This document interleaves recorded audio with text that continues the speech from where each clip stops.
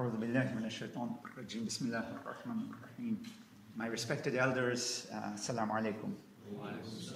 It's a pleasure and an honor to be here, and I'm very happy that so many of you have turned out.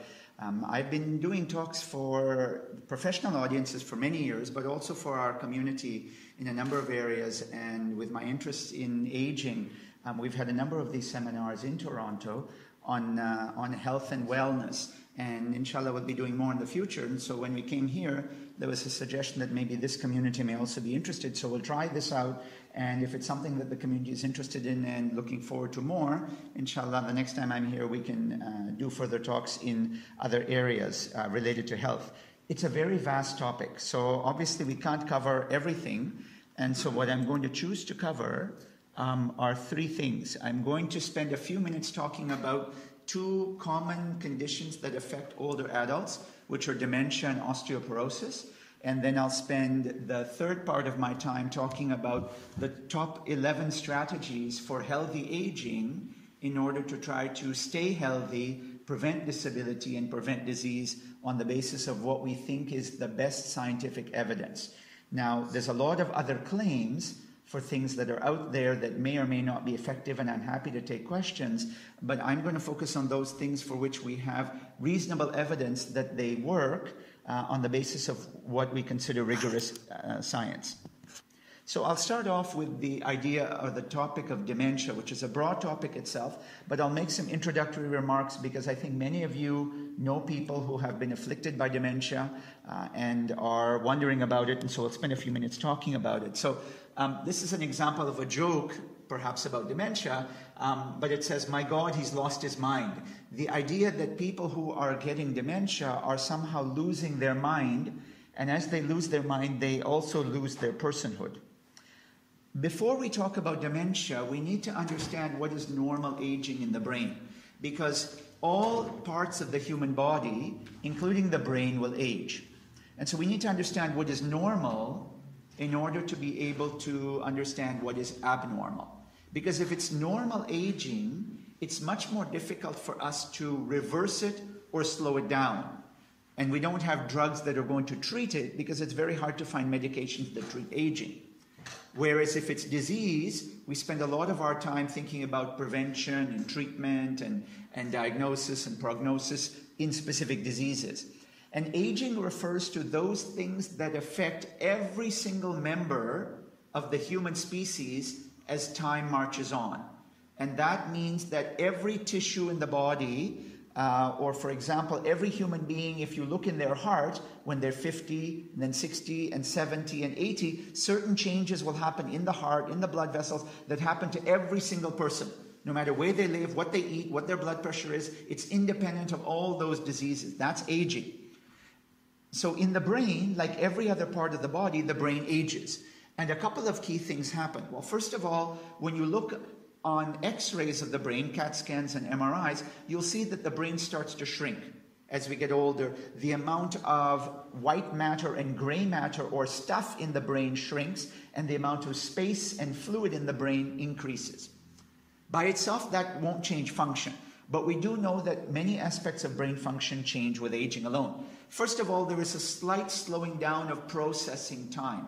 So when I ask a question, or you see something and you have to press a button as soon as you see it, it takes a little longer as we get older to recognize the signal and be able to process it and do an action. We slow down a little. If any of you play games with your grandchildren, you'll see they're much faster than us. We get the right answer, but we're not as fast because it takes longer for the brain to process. Similarly, we have more difficulty storing new information. So if I have a list of 10 grocery items to remember, it's harder to remember these new items. And even once we've memorized them, to recall them and bring them back takes longer. We can do it, but it takes more attempts, and the total amount we can remember goes down, and that's normal with age. If you were younger, you might remember 15 to 18 items. As you get older, 8 to 12 items is normal to remember, and it takes about 30% longer to learn them and 50% longer to recall them. But that's normal aging, and so we have to recognize and be comfortable with that because we're not going to easily be able to change it. Other major areas, for example, our understanding of language, our use of language, our judgment, our problem solving, all of these do not change in a major way with aging.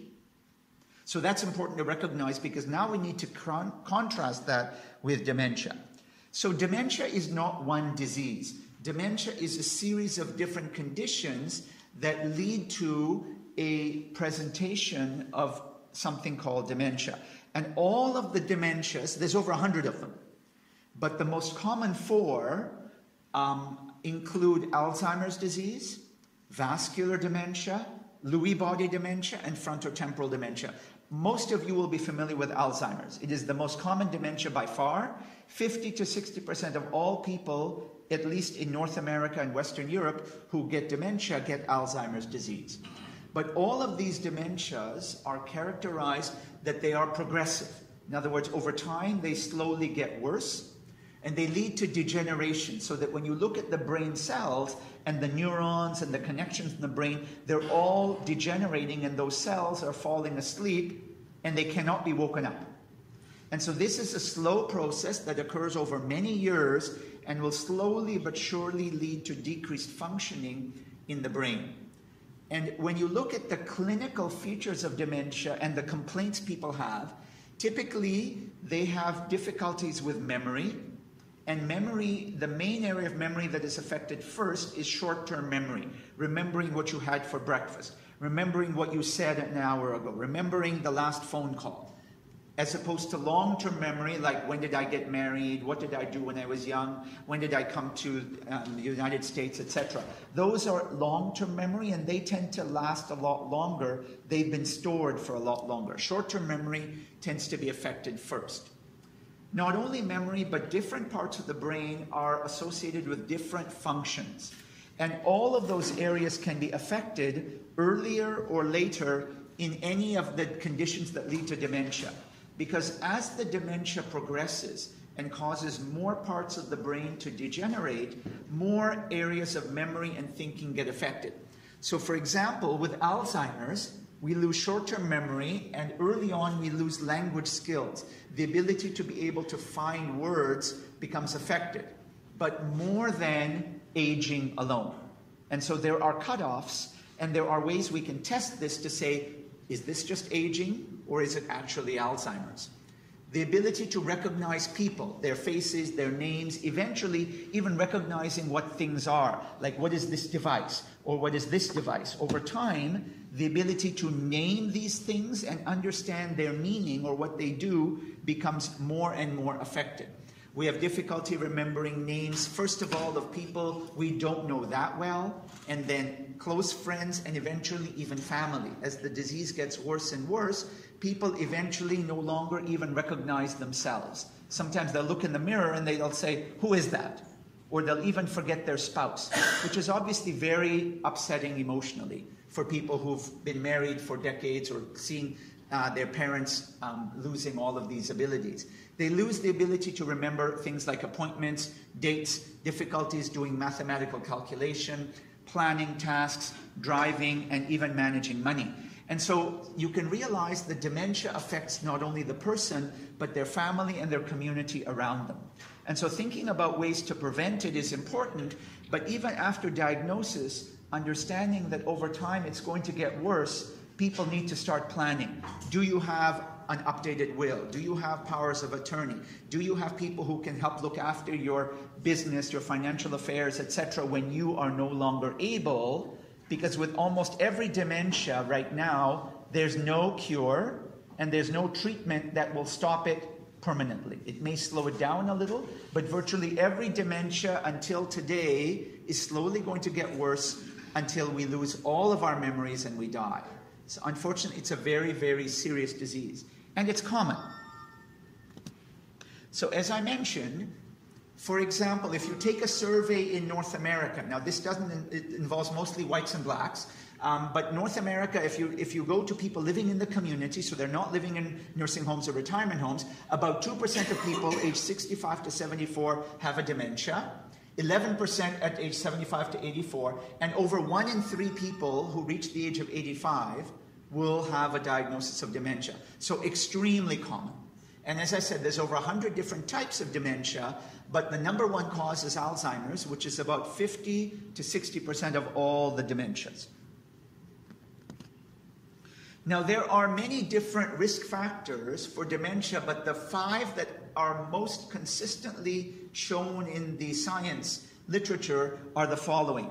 If there is a family history of dementia, particularly in first-degree relatives, so parents, siblings, and they develop the dementia before the age of 60, the likelihood of a genetic cause of dementia becomes much higher. Because by the time you reach 85, 1 in 3 of everybody has dementia. And so it's not a very strong genetic pattern at that stage. But a family history of dementia increases your chance and my chance of developing dementia. There are specific genetic mutations, now over 20, that have been described that are associated with a much higher risk of dementia, often in people in their 40s or 50s or 60s. A severe head injury, even if it happened early in life, that was associated with any period of loss of consciousness or a major concussion that lasted even 30 seconds, even 50 years later is associated with an increased risk of dementia.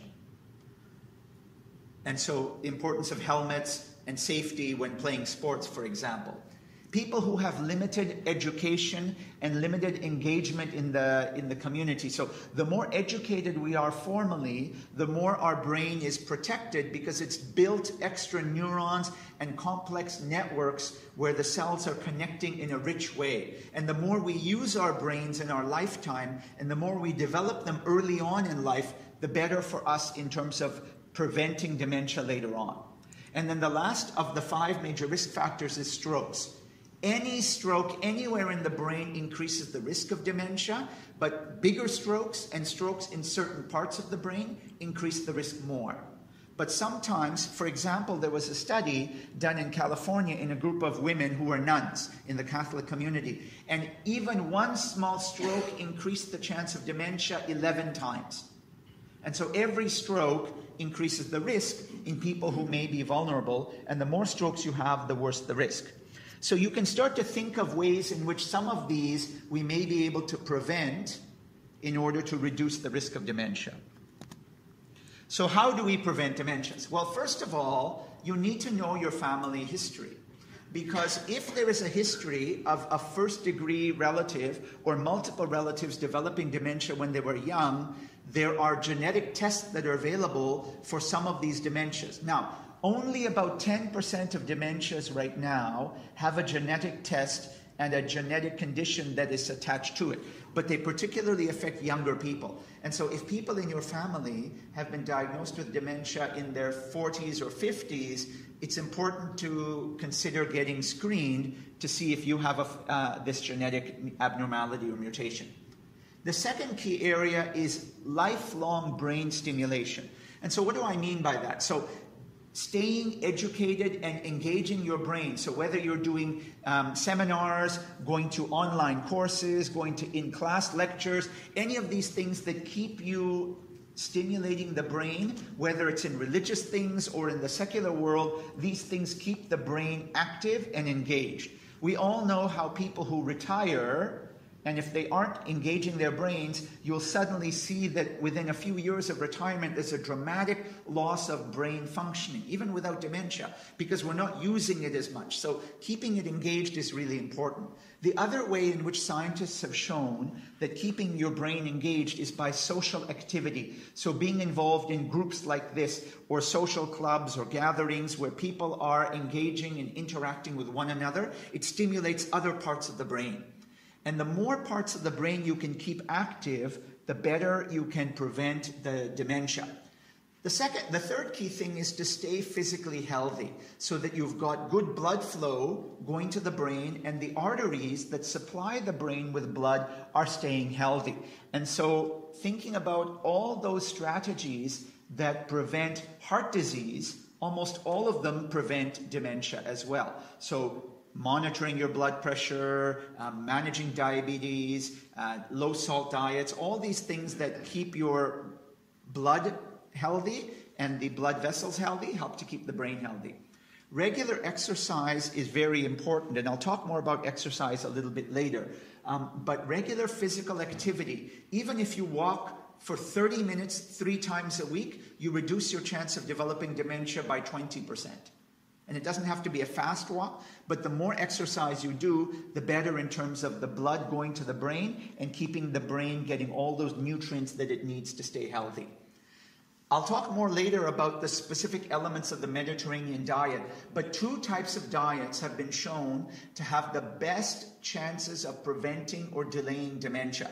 They are the Mediterranean diet and the MIND diet. And the MIND diet includes the Mediterranean diet, but it also includes specific antioxidants like blueberries and pomegranates and other fruits and vegetables that are high in antioxidants that help to prevent dementia. And if you look up online or have your family look up online MIND diets, there's lots of guidelines for the different types of foods you can eat. And I'll come back to details on the Mediterranean diet a little bit later. At the moment, there is no proof that any supplement, any vitamin, any hormone therapy can consistently prevent dementia. That includes female hormones for menopause. The data are conflicting. That includes vitamin E and ginseng and ginkgo biloba and all of these others. There are some studies that suggest it, other studies that say no evidence. There's no consistent, strong proof that any vitamins or any vitamins or minerals will prevent dementia on top of these diets. By the way, those people who like taking almonds are part of the Mediterranean diet. So 7 almonds a day may be good for you, just like your mother told you. Now, if you develop dementia, what are the treatment options? Well, I mentioned there's no treatment that can cure any dementia at this point in time, virtually any dementia. There's a couple of rare dementias where you can cure it with certain medications or surgery, but 98% of all dementias, there is no treatment that will stop the disease. You may be able to slow it down a little bit, but that's about all we have.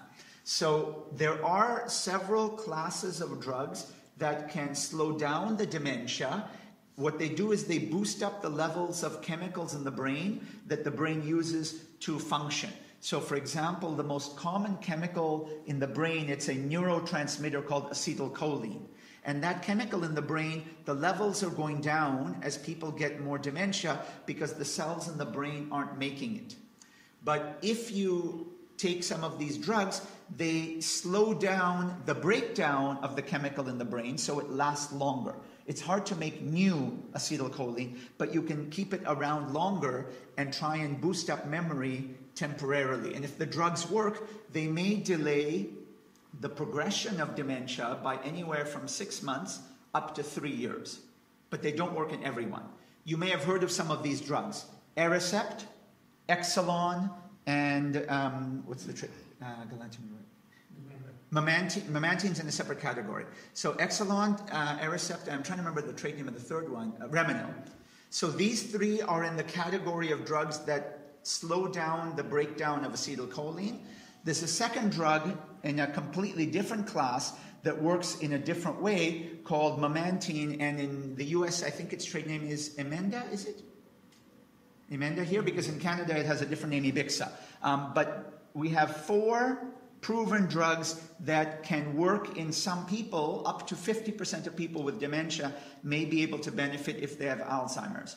By the way, most of the drugs have been studied in Alzheimer's because it's the most common dementia.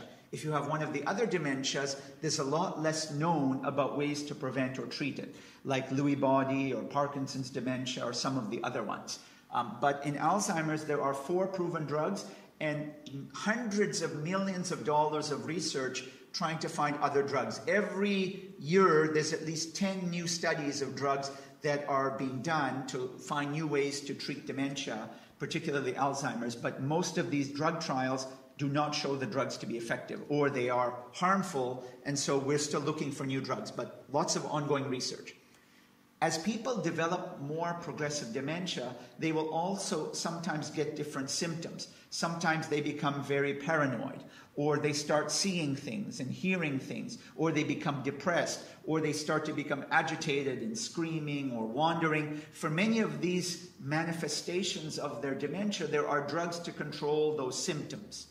but they do not treat the disease, but they try to control the symptoms. So antidepressants can help the depression of dementia, but it doesn't treat the underlying dementia, but it can make the depression better. So for many of these things people suffer from with dementia, you can control them better with the aid of a doctor or a nurse practitioner, but they don't treat the underlying dementia.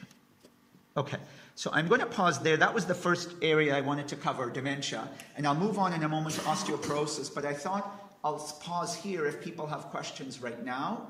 You can always ask questions at the end as well. But any questions so far on the dementia? I know it's a broad coverage and not very deep, but there's so much to cover we could spend an hour just on dementia. Yes, sir?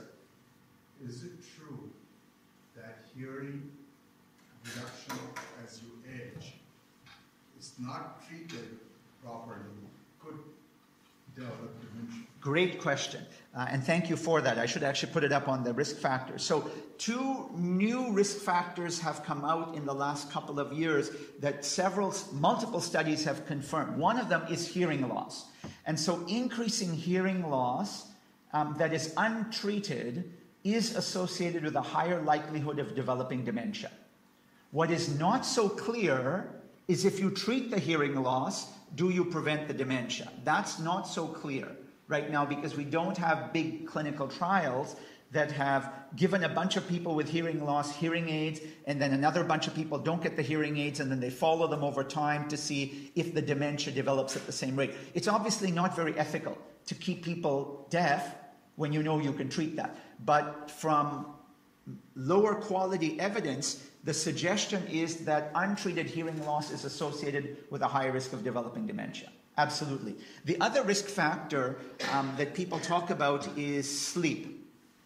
If you have too little sleep, or if you sleep too much, and I'll define too much in a moment, or if you take sleeping pills on a long-term basis, so drugs like Ativan and Ambien and all of those, they're all associated with an increased likelihood of developing dementia.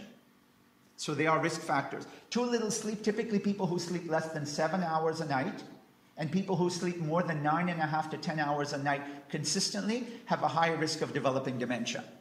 The problem with that research is that it's not clear if it's just that too much sleep is leading to the dementia, or they have early dementia already, and that's why they're sleeping too long. So it's not clear if it's really causing it or just seen early in the disease. That's not been fully established. I have a second question. Please, go ahead. As you age, you have to take more and more pills. This pill for this and that pill for that and all that. You talked about the sleeping pills also. And sometimes you don't take sleeping pills, but you take other drugs. Some of these drugs, I'm going to take, say, like blood pressure, arthritis, yep. Those kind of drugs. Do they cause or initiate or enhance the symptoms? Good question again, very nice question. Most of the drugs to treat chronic diseases that have been studied so far, particularly the common diseases, so high cholesterol, diabetes, and high blood pressure, for example, and arthritis. Almost all of the drugs used to treat those diseases have been studied, and there is no link with developing or accelerating dementia. There are groups of drugs that have what they call anticholinergic effects. They are opposing that acetylcholine chemical in the brain, and they are interfering with the function at the receptor level in the brain cells. And those kinds of drugs, if you're taking them on a long-term basis, and the more of those you're taking, the higher the risk you will develop dementia in studies that have looked at this over time. You can Google them and see they are drugs with what they call a high anticholinergic burden. And so typically, for example, Gravol, Benadryl, several of the antidepressants, many of the sleeping pills, antipsychotics, these drugs have these anticholinergic effects, and if you're taking them on a long-term basis, they increase the risk of dementia. Whereas the classic drugs to treat high blood pressure, diabetes, heart disease, etc., they have been looked at, and almost all of them have no increased risk so far. Other questions? Yes, please, sister. What are the chances if greatest gets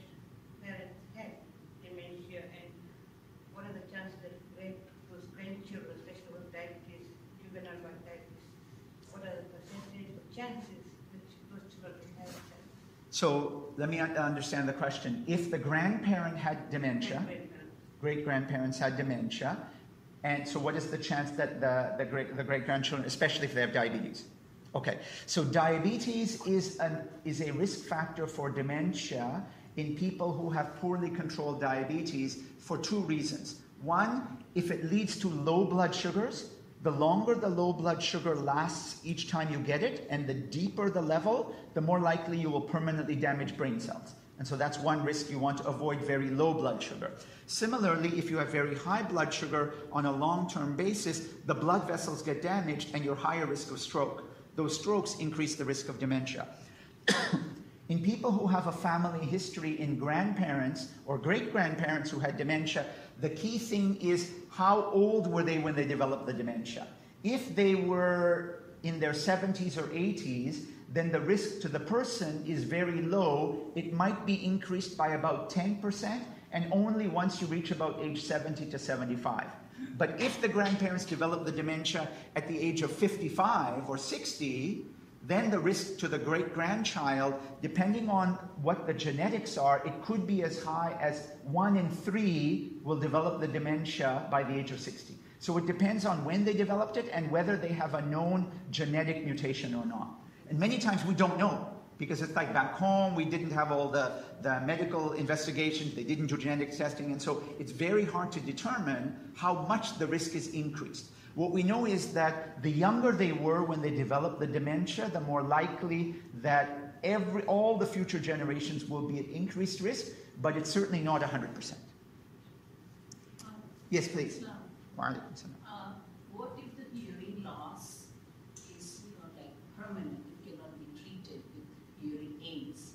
Then what? Then the person develops dementia? So good question. So if you have hearing loss that is permanent, first of all, there are other treatments besides hearing aids that can treat hearing loss, such as cochlear implants. But cochlear implants, which are little devices they put into the ear, they actually put it inside the brain.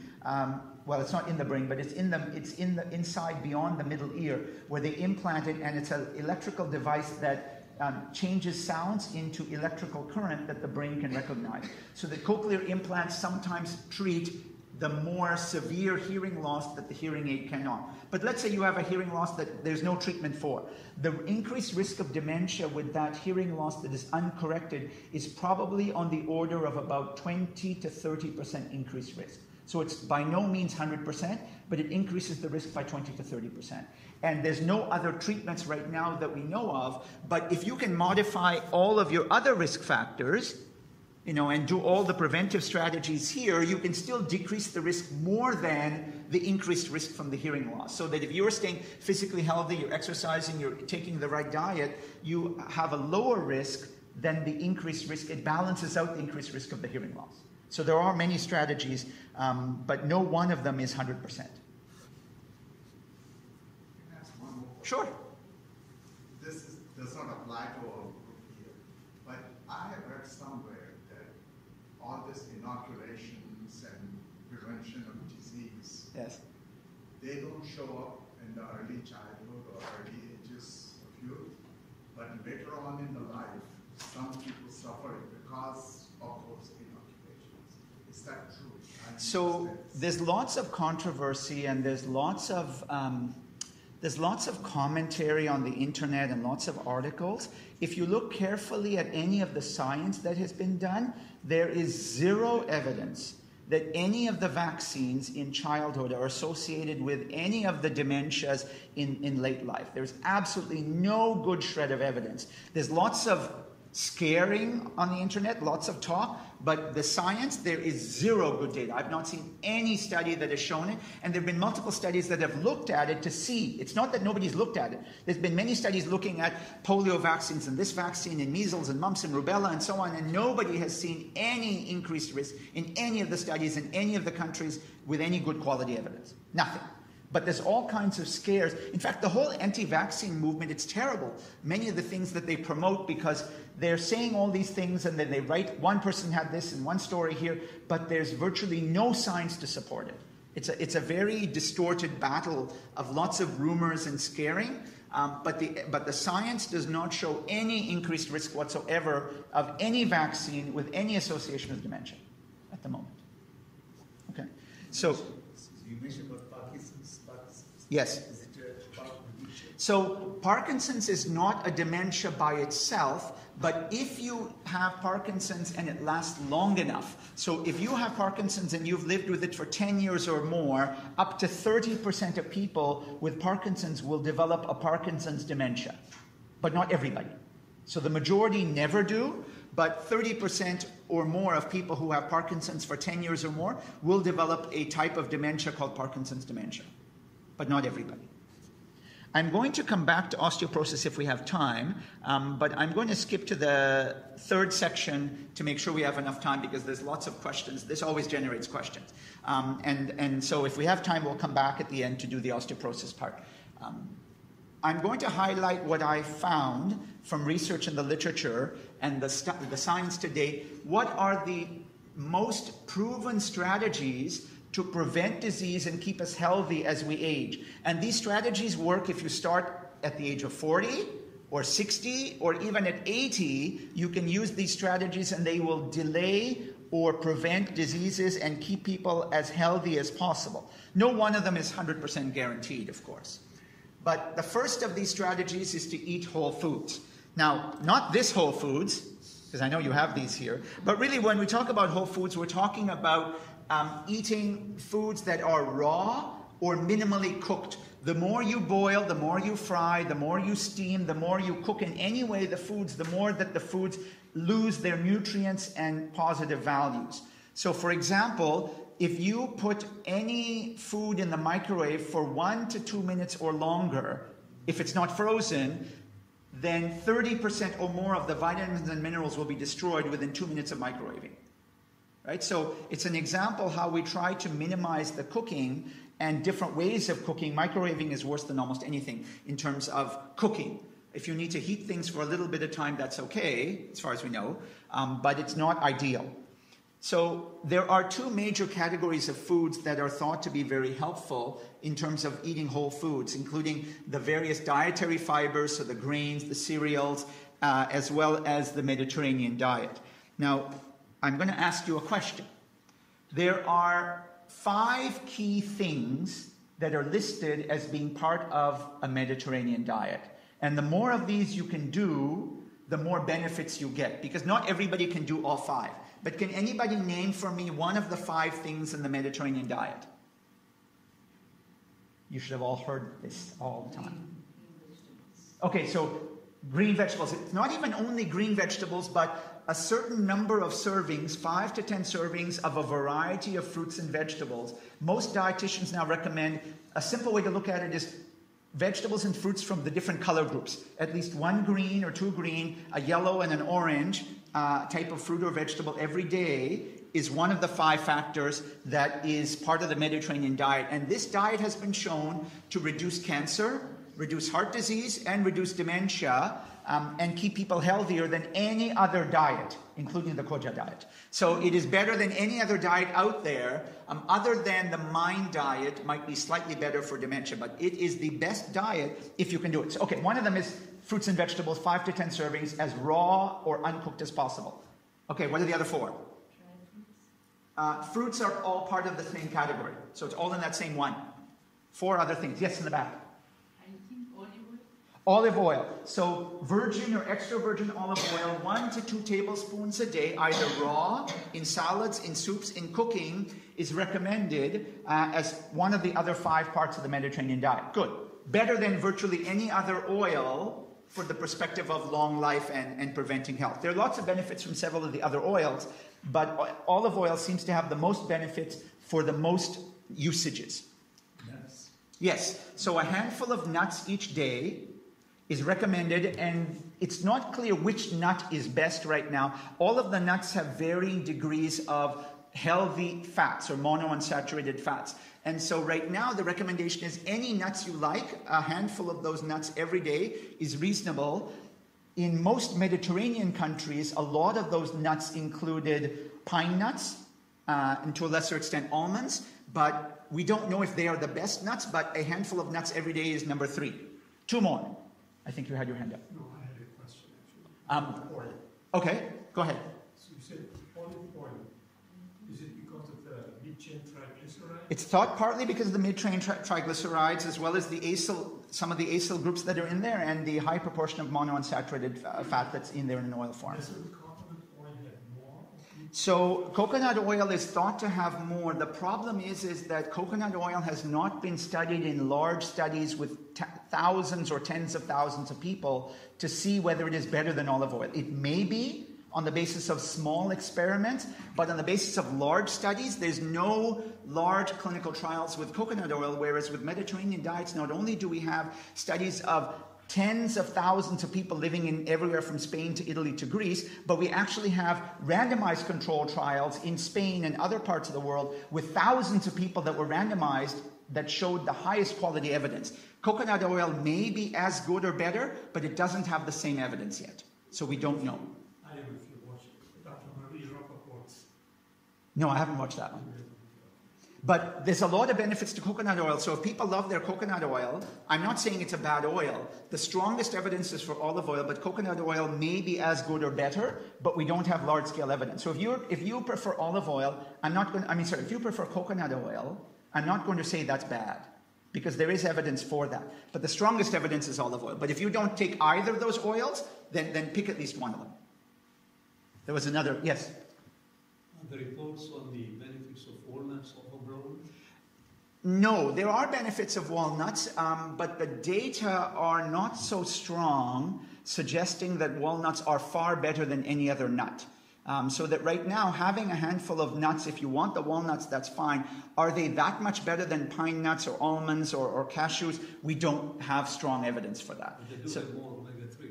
They do, but whether it's the omega-3, it's probably not the omega-3 in the nuts that is the main factor, but we don't know. There are many factors in the nuts that are thought to be beneficial, including the monounsaturates, but it's not completely clear which element or elements is there. Okay, so we have 3 of the 5. What are the other 2? So we said we have a handful of nuts, extra virgin olive oil or olive oil every day, and fruits and vegetables. There's 2 more things in the Mediterranean diet. Water is not part of the Mediterranean diet, although water is good for you, but it has not been shown to prolong life, other than, of course, if you don't want to get dehydrated. Legumes are part of the fruits and vegetables. They're not a separate category. Fish? And what was the last one? Yogurt is not part of the Mediterranean diet on its own. In fact, actually, the Mediterranean diet doesn't have any major dairy component. Dairy remains controversial now. But fish, and the last one is the type of meat. So if you're having meats, so less red meat and more chicken. Ideally, no more than 1 serving of red meat a week. 1 serving is about this much. Your palm size is 1 serving. So 1 serving of red meat a week at most. And chicken should be used instead of meat, and obviously chicken without the skin. Fish at least 2 to 3 times a week is ideal. We talked about olive oil, fresh fruits and vegetables, and a handful of nuts. Not everyone can do all 5 of these, but the more of these you do, and the more regularly you do them, the more health benefits you will get from them. And by the way, if any of you want these slides, I'm happy to circulate them. There's nothing secret in these, and I've not patented anything. I'm not selling any products. Actually, the other thing I was going to say, one other thing about dietary fibers, please realize that if you go to your friendly neighborhood grocery store, whether it's Walmart or Aldi's or Publix, and you buy whole wheat bread, it is one of the biggest lies in the world of nutrition in America. There is no health benefit in whole wheat bread compared to white bread. The amount of extra benefit is close to 0 because it is not real whole wheat. What you want, if you're talking about dietary fibers, is grains. You want grains that remain having the seeds and the husks still in the bread products. If everything is ground so that it's smooth and nice and soft and doesn't get into your teeth and picks up the rust nicely, that's white flour. And whether they call it whole wheat or they call it white flour, it is just as unhealthy. It is the least healthy of all the flours. Although it's the easiest to cook with, it rises the most, it has the most elasticity, but it doesn't give you the health benefits. You want breads that actually have grains in them. They're heavy. You see the seeds and nuts. Then you're getting the fibers. Otherwise, if they're ground and they call it whole wheat, you're even 60%, 100% whole wheat, it's a big lie. And the industry knows it, but people buy it, and so they just label it because they're saying, we just labeled it whole wheat. And it's correct, it is made from whole wheat, but it's lost all the benefits because they've ground everything down. On olive oil, Yes. does it make a difference, you know, like virgin, extra virgin, single So, press, double press? in theory, whether it's double pressed or cold pressed or extra virgin versus virgin, it may help a little bit, but the bottom line is as long as it is actual, authentic, unprocessed olive oil that is not cooked, that is best, because then you can take it raw or cook it lightly. But if it's already been cooked or heavily processed, then you don't want that. But most of the oils are fine. There's a little extra benefit from the extra virgin olive oil compared to the regular olive oil, but the amount of benefit is far smaller than just switching to olive oil from sunflower oil or vegetable oil. And so you get a little more benefit, but they're more expensive. Okay, the second key strategy is regular exercise. And I think you all know this, but I want to highlight a couple of things. The recommendation currently for everyone is to aim to do up to 30 minutes a day, 150 minutes in a week of aerobic exercise. So that means exercise that gets your heart rate up, whether that's walking fast or jogging or steps or exercise classes, and twice a week doing resistance or weight training exercises to build muscle. As we get older, remember I told you that aging is something that affects every single member of the species. As we get older, every human being's muscles start to shrink. Whether you're a man or a woman, all other things being equal, everybody's muscles will start to shrink as a function of age. And so to resist that, aerobic exercise like walking does very little to build muscle. It's good for your heart, it's good for the blood vessels, but it doesn't build muscle. So that's why you need to be doing these three types of exercise, because the aerobic is good for the heart and the brain and the blood vessels, but the weight training or resistance is good for building muscle, which helps your immune system and helps keep you strong and reduce the risk of falls. And so you need to be doing weight training, and they can be gentle weights like the elastic bands or small weights in your hands, but you need to be slowly progressing them. And I understand there are some exercise people in the community who come and do classes here, which I think that's wonderful. And so we need to be working on these, because I find in our communities, both in Toronto and I suspect the same is here, first of all, we don't get enough exercise as we age, and we do very little resistance. If we're doing any exercise, we're just walking. And walking only does some things, which is good, but it doesn't do everything. And the third area, especially as we get older, our joints become stiffer. We need to be doing regular stretching before and after the exercises to keep the joints stretched and limber, because so many of us will get arthritis and so on. These things are important so that we don't end up getting poor posture. All of these forms of exercise have many different health benefits. But a couple of tips to remind you. In general, people get scared because they think that, well, if I haven't been exercising until now, I start exercising, I'll be at higher risk of heart attack and so on. In every single study that's been done, in young people and people up to the age of 97, in fact, they included even 106-year-olds, but generally up to the age of 97, the benefits of exercise outweigh the risks, but you have to do it safely. And so what do I mean by safely? If you are not participating in regular exercise right now, if you want to start into an intense exercise regimen, you really need to see a professional to make sure that your body is able to get into that exercise program safely. They'll check your blood pressure, your heart, etc. So a doctor or an exercise specialist, physiotherapist, personal trainer, kinesiologist, there's a number of them, they know how to do exercise assessments for safety. But in general, if you are cleared by your health professional to participate in exercise, you want to start slowly and slowly build it up over time. And even if you're not sure how much you can do and you're waiting for an exercise assessment by a doctor or a physiotherapist, you can still do light intensity exercise. That's safe and has no significant risk. And I'll talk about what light intensity is in two steps. First step is it builds up the level of your work that you're doing, your energy output, as well as the rate of breathing above rest, but it's still comfortable. You can still do it without building up a big sweat. In general, if you can talk a full sentence of at least 5 to 7 words, or you can sing while you are doing light activity, you're fine. If you're finding you have to stop and take a breath partway through, that's no longer light activity, that is at least moderate. And if you don't know if you're cleared medically to do that, you might want to wait and get assessed. But for example, a comfortably paced walk or light bike riding, whether stationary bike or biking outdoors, you have such good weather here, at least 6 months of the year when it's not too hot. Lots of different ways you can do it. And you can build it into your routine in a variety of ways, by climbing a flight of stairs, parking further away in the parking lot when you're going to the store, or even when you're watching television is to do some marching on the spot or have an exercise ball. All sorts of ways people can do it, but you have to find things that are going to work for you. Because if you don't enjoy it, you're not going to do it. Now, third thing is stay socially connected, as I mentioned. Maintain social networks because this avoids the feeling of loneliness, which is a huge issue in many of our seniors because they live alone, their spouses have died, and for many reasons they don't want to live with their family or they can't live with their family. And loneliness is a big issue. We can be alone, but we don't want to feel lonely. There's a difference between the two. We want to maintain networks and stay connected and do things that bring meaning to our lives. Because otherwise, with loneliness and without meaning in life, you are at much higher risk of getting depressed. And depression is a serious issue as we get older, and we need to be very careful about that. Number 4, for anybody who still smokes, we should really be stopping smoking because it is a huge risk in terms of many health issues. And stopping smoking, even in your 80s, is associated with health benefits. You can start to see reductions in the risk of heart disease and cancer within a year to 7 years of stopping smoking. The one exception is if you've already developed emphysema, your lungs will not heal. You should have stopped smoking before. But the other health benefits will still happen.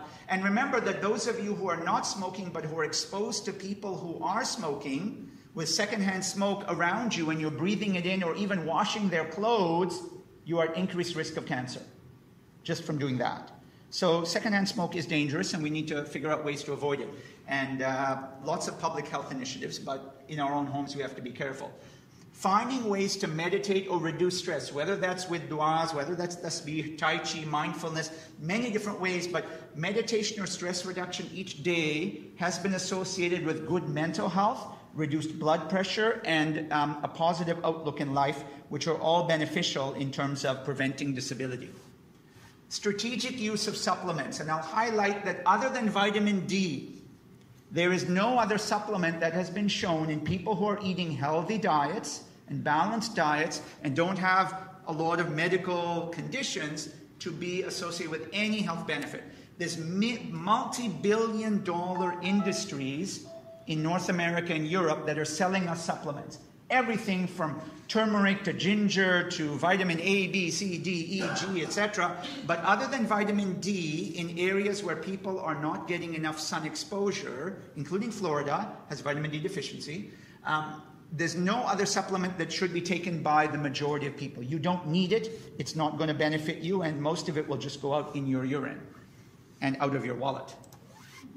Number 7 is to stay optimistic, and looking to find ways to remain optimistic is important because that optimism is associated with a lower risk of heart attack and stroke and lower rates of depression. And so finding ways, again, going back to bringing meaning in your life, helps to reduce some of these strains on the heart and the brain. All right, I talked about getting enough sleep. Most older adults, in fact, every single older adult, as we age, our sleep is not as good as it was when we were younger. We all know that. As we get older, even when you reach 50, you don't sleep as well as when you were 20. As we get older, the ability to sleep and do all of your sleep in one go becomes much harder. And so while you're aiming for 7.5 to 9 hours on average per day, it's not all going to be gotten at night. Many people will need to take a nap in the morning, and ideally a short nap, so half an hour to at most 2 hours, in the late morning or early afternoon should not disrupt your nighttime sleep and help you to stay awake and active. But we need to recognize that with aging, most aspects of sleep become less efficient. It takes longer to fall asleep. You wake up more often. You need to go to the bathroom. It's harder to fall asleep a second time. The sleep is not as deep. There's over 20 different effects of aging on sleep, but you can still get a good sleep by following careful strategies. And I have a link at the end on one of the websites on good sleep hygiene and good sleep habits as good tips. I don't have time to get into it right now. Maintaining a healthy body weight. I find that in most of our communities, certainly back home in Toronto, and I'm sure here as well, a lot of our community is overweight. And for Indians particularly, it is worse because our ideal body weight is lower than that of white people by about 2 units on the body mass index scale. And body mass index is your weight in kilograms divided by your height in meters squared. And ideally for older adults, although the target BMI goes up a little, it should still be around 25, no more than 27. Ideally in the range of 23 to 27 is best for us. When you're younger, it should be lower.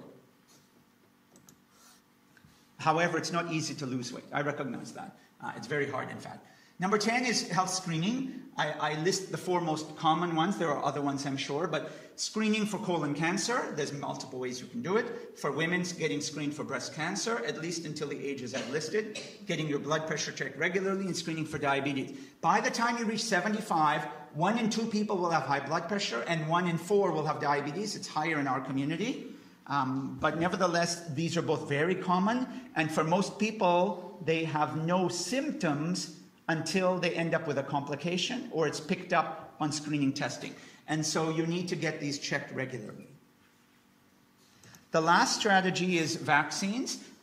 There are 3 vaccines that are recommended regularly for people. The flu vaccine or the influenza vaccine, particularly around November, December, because peak influenza, at least in Florida and in Ontario, sits around January, February, although some of it starts in November and December. So you want to get your shot not too early and not too late because you only have immunity for a few months.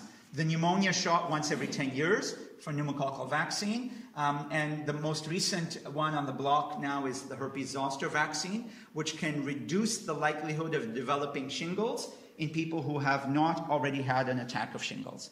If you have had chickenpox, the vaccine is still effective in reducing the risk by about 60%. So those are the 11 most common strategies. I'm going to pause here and see what questions people have.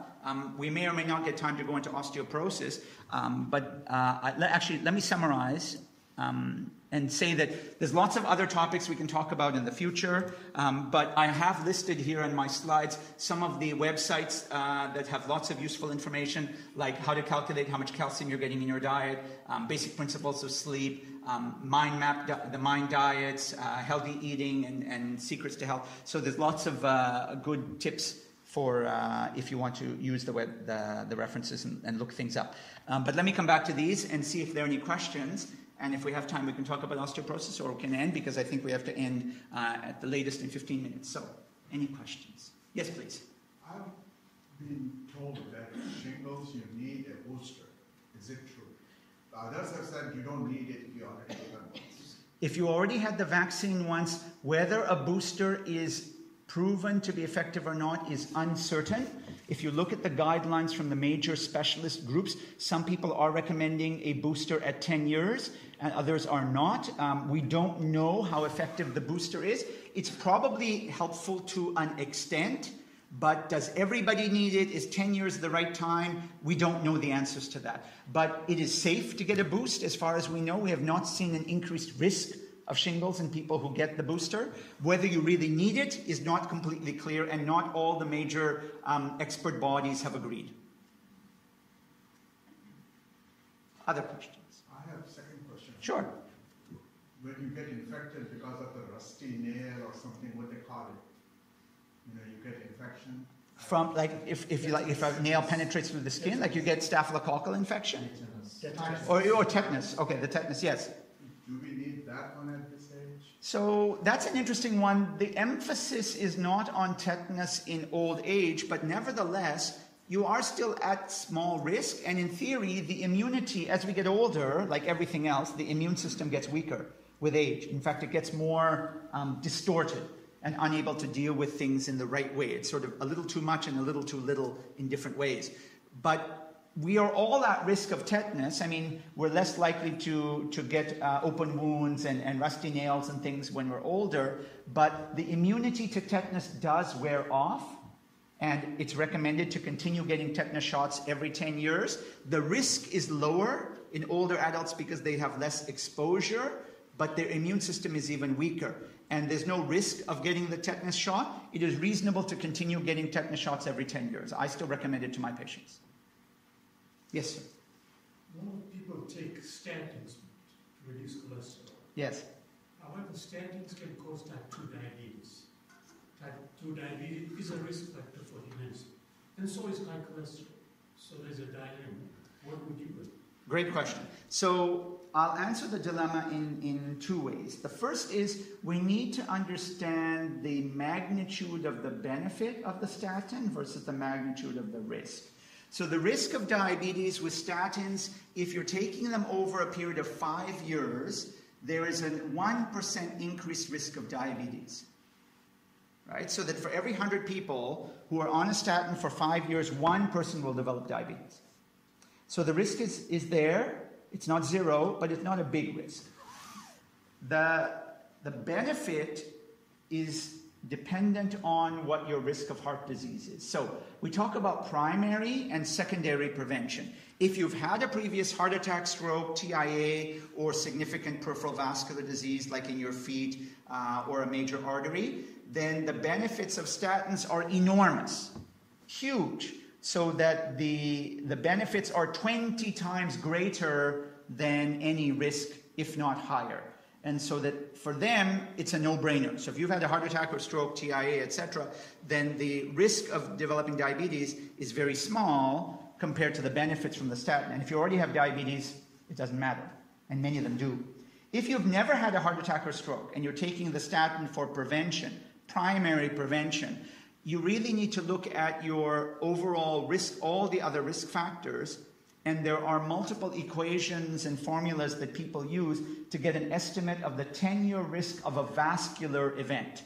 And that vascular event can include dementia, but typically it includes heart attack and stroke, and you can calculate, because if the 10-year risk of developing one of those conditions is over 10%, then the statin is still more likely to be beneficial than harmful in terms of the risk of diabetes. But it's really an issue of, first of all, is it secondary prevention or primary? And if it's primary, what is your risk and how high are your cholesterol levels? Because there are some people who, for example, I have patients in their 80s who recently their family doctor measured their cholesterol. I don't know why. They measured their cholesterol. They have not had a previous heart attack or stroke, and they're telling them to start statins. And I will walk them through the risks and benefits. And for some of them, the risks and benefits are almost equal. And so many of them will say, you know what, forget it.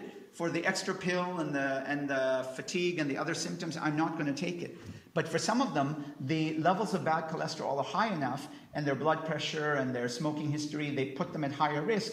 The risks are much greater, the benefits of the statin are much greater than the risk. So that's the way I approach it in terms of trying to balance that.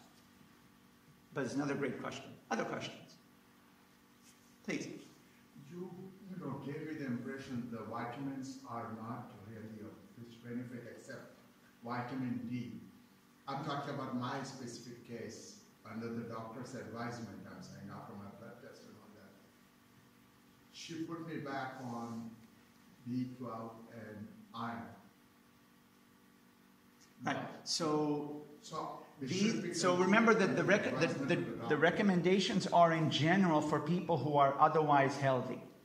If you have any evidence, like if they've done blood tests and you have anemia or low B12 levels, that's a different story, because 1 in 80 older adults, and so potentially one of you at least in this room will have B12 deficiency. It's quite common as people get older, and so because our bodies cannot efficiently absorb the B12 anymore from the foods that we eat, because very few of us are pure vegan. Pure veganism is associated with a higher risk of B12 deficiency because you don't get B12 from vegetable products. But most people who develop B12 deficiency as they get older, it's because the body is not efficient at extracting the B12 from the animal products that we eat, from the eggs, from the meat and the chicken, etc. And so 1 in 80 people will develop B12 deficiency. There they have a medical condition and they should be on treatment. I'm talking about people who have no evidence of disease or condition or deficiency. They don't randomly need to take B12. There's all kinds of people. There's a study recently done showing that 1 in 3 if not more, people on B12 tablets or injections have never had evidence of B12 deficiency, and they're just on them because they think they're getting more energy or their doctor thinks it's a good idea, but they have no indication for it.